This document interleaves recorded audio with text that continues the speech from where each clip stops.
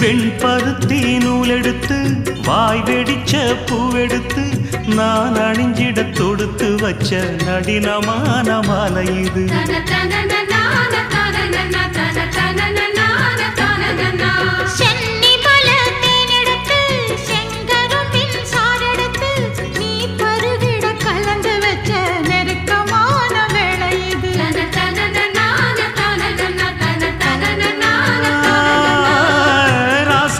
உடம்பிருக்கும் ரவிக்க துணி நானாக அன்னாடம் சூடி கொள்ள ஆசை வச்சாகாதா.